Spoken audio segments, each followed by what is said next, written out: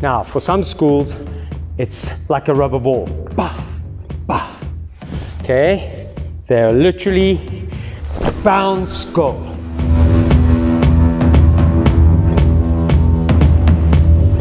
We will cover a very, very basic idea of Kururunfa. And the reason for this is it's a really advanced kata, A. It has a lot of variation, and the degree of variation that comes across all different Goju schools can be quite drastic. A short anecdotal story, I remember going to Okinawa, and a friend of mine was refereeing in the all Okinawa Kata Kobudo tournament, and guys from, I think it was Slovenia or Slovakia, did Kururunfa, and they started to the other side.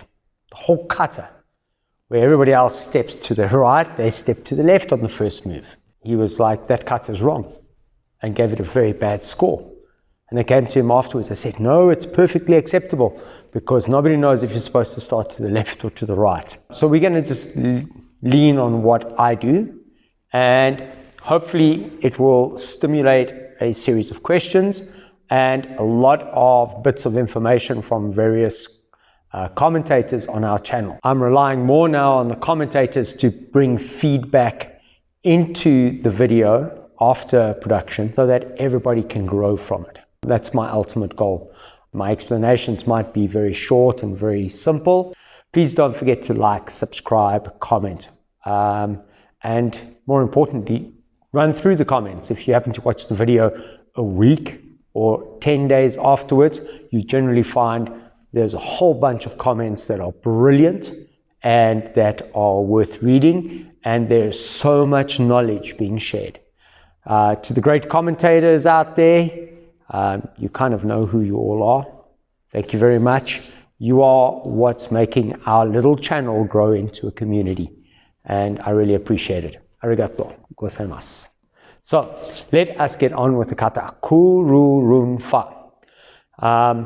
My only claim to fame with this kata is that I spent many hours with Sensei Chinen kind of fixing. And so I think in my base of my kata, there will be a strong Jundokan international flavor.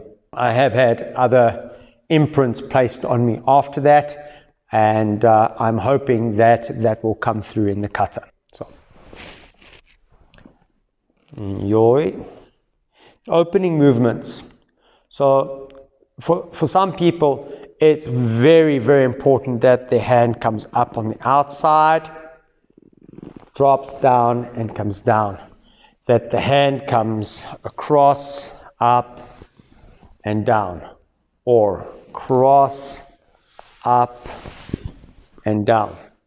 In some schools, the hands come across, come up on the inside, and then down. So this is our first major variation, that in some schools we concentrate on out, up, down, out, kind of like seiunshin. And in some schools, in and out. So that's the first thing. The next thing is where this hand finishes. So some people just say triangle. I'm trying not to touch the mic. Triangle. Sometimes the hand gets extended a little bit, or the arm gets extended a little bit, creating pressure. So as I move, I'm going to be stepping 1, 2, 3, and I'm basically forming a triangle with my hands, and this hand pulls back. I'm looking 45 degrees. Kanseitsugeri. As I step across, press, up, down, stop. Kanseitsugeri, and then circle step and tighten. From this, kick, up, bring your legs in, round, as you're grounded, up and down. Now, sometimes this, sometimes this, sometimes this. All variations on the first set point. Concentrate as you do the next movement. I think All schools will be working on synchronizing pivot to block. Be careful that your head doesn't fall forward. Keep your head up straight, head above your hips. When you pivot back, concentrate on upward motion and your hip working together. And as that happens, as the hip drives forward, hand comes forward. Right? And again, end points, some people are striking this way, some people are striking this way, somewhere in between. Okay? Step forward, down, and up. 1, 2. From the side, what's this hand doing? Some people pull to the center. Some people all the way to the chamber. So, chamber. Sometimes the feeling, I'm just going to try and get the best angle on this, sometimes the feeling is nearly like pushing down.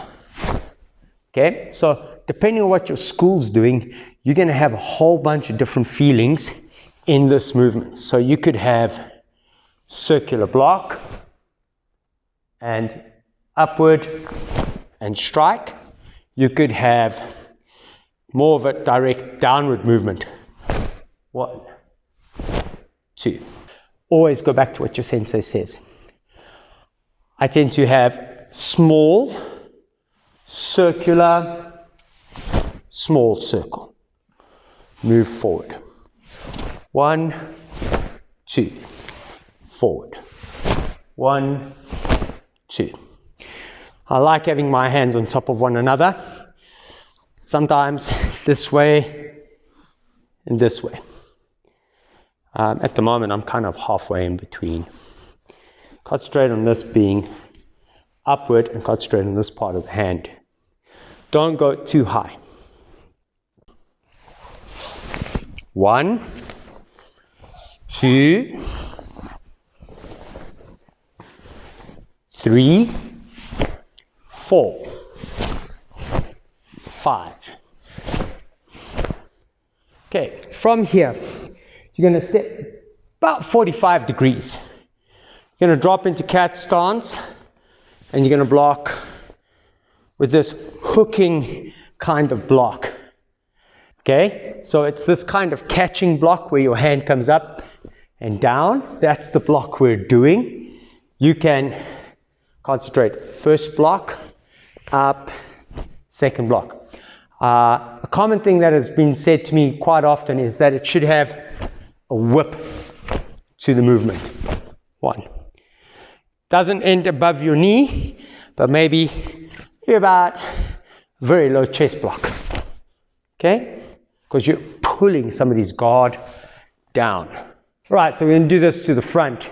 So imagine I was 45 degrees and I drop 1.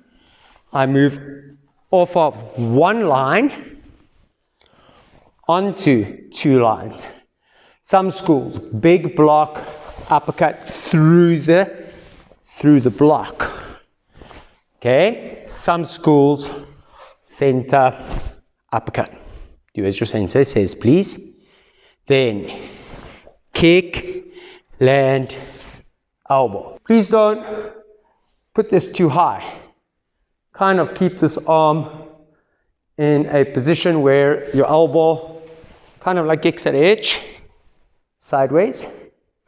Other hand, solar plexus. And nice and neat. Head turned. When you're finished, 1 nice straight line, head turned. Step back, draw the hands towards the center. Sometimes people tend to have fingers on palms. Try and have palm on palm. Sometimes, some schools, even wrist on wrist. But to your center line. So we're here, step back, center. Then you will step across and turn 90 degrees and block. Okay, and then repeat. Uppercut, kick, land. Center, mawashi uke. All right, so the mawashi uke here, most schools just extend the arms and pull, either around circular motion this way, or bringing the elbows in, extending the hands in front and intercepting, pulling and out. Very rarely do you see somebody actually executing a full block. The idea being maybe redirecting a person. Okay, block, block. You've got their arms. Redirecting them. You caught their arms when you stepped here. Okay, 1, 2. You're going to turn 90 degrees to your left. Open hand, chest block. 2 ideas here. Number 1, in terms of stepping, the big swivel step type motion. And the second idea, cross step. Okay, so go through it again. The swivel step, around, and then the other idea, step, head over hips, cross step, and turn. When you do the turn, I'm going to go from this side so you can see. You're going to turn the hand, bring it out, and pull slightly forward, but pump that elbow backwards. 1, cross step, drop fingers, turn, elbow, step forward, block, cross step, drop the fingers, turn, elbow. Small, small, very subtle pulling motion. At the point where we're doing to the front, we've stepped, pulled back, 1, 2, right leg in front, left hand chest block, step, turn, block. Right hand chest block, step, turn, block. Pivot, shikodachi, hands are kind of on top of one another. So I'm going to come a little bit closer and hopefully we get to see the idea here. Fingertip to elbow. But don't squish them flat. Don't hold them too close to your body. Don't push them out. Kind of in between. And also not shoulder height, not hip height. Kind of sanchin, elbow position, down. That kind of position. When you drop, you're on like this, and your right is on top of your left. Now, some people turn the feet and come up and open the arms. Some people keep the feet the same, rise, and as they do this, it's like the arms come out and round. Some schools, nearly in a straight line, it's like the arms pull apart and across. Then up, behind, some schools with a very big movement, some schools with a very downward movement, some schools kind of with a very decorative twisting of the arms. Okay, 1, 2. What's important is that you time your drop and your elbows coming down. 1, 2. Okay? When you move forward, step with your right foot, hands to the back, and then up. Don't stop. This is pretty cool because the camera should get a really nice shot of this. Don't stop with your hands below your chin. Try raise your hands above your hairline. Okay? And the logic being, if you're going to block with 2 hands like this, it doesn't make sense to stop here. You need to raise that attack up. Okay? So we're here. 1, 2. Now, 1, 2. I've seen lots of different ways of doing this on the tournament scene. Some of it's very beautiful. And a lot of it is very circular, which is really cool. And then I've also seen very, very simple, plain with the hands. So Sensei Chinen used to have the idea of a lotus flower, and you're trying to preserve, you used to say preserve the lotus flower, come around, up, hands open, as you go down, hands close. Okay? Sometimes turn above your head, drop. Sometimes swing that hand around the side, drop. When you drop, so I'm going to do it from this side. When you drop, some people like to imagine hitting down with a sword. 1. Some people, or some schools, not people, some schools like to imagine pushing a sword into the ground. 2. Hands straight down. As always, do what your sensei says. This or this. I'm not judging. When you bring your hands down, it's all about timing. So you want to get this idea of 1, 2, drop, and go. Now, for some schools, it's like a rubber ball. Bah, bah. Okay? They're literally bounce, go. Other places, preserve the height. From here, step. So stop. Step, stop, strike. When it comes to the blocking motion here, round, forward and across, down and across. Again, you have to go back to what your school says is their way of doing it. Some schools, an angled body.